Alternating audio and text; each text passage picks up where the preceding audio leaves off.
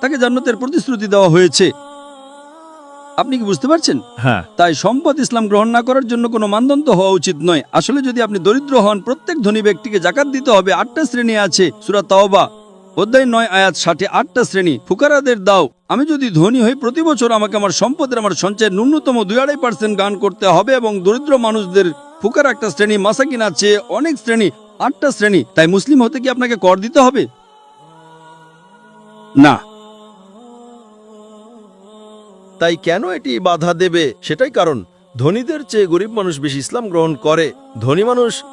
ধনী মানুষদের কর দিতে হবে কিনা? হ্যাঁ। জাকাত 2.5%। হ্যাঁ না? হ্যাঁ। তাই যদি ধনী লোক বলে আমি বিলিয়নিয়ার, আমি যদি মুসলিম হই আমাকে 2.5% জাকাত দিতে হবে, আমি মুসলিম হচ্ছি না, সে বোকা। কিন্তু কিছু ভুল যুক্তি। কেন একজন দরিদ্র মানুষ ভয় পাবে? আর মাশাআল্লাহ, ইন্দোনেশিয়ার মতো দেশে 87% মুসলিম। অনেক মানুষ আপনাকে রক্ষা করার জন্য প্রস্তুত। কেন আপনি ভয় পাবেন?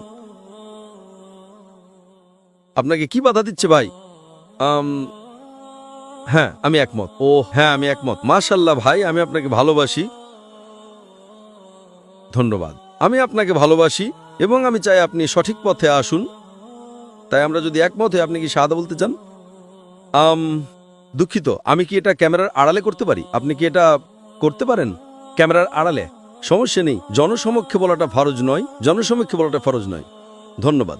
যতক্ষণ আপনি আপনার অন্তরে আপনার আর আল্লাহর মধ্যে এটি বলছেন, ততক্ষণ এটি যথেষ্ট। তাই আমি আপনাকে অভিনন্দন জানাচ্ছি ভাই, এবং বুঝতে পারছি যে আপনি মাস্ক পরেছেন করোনার জন্য নয়।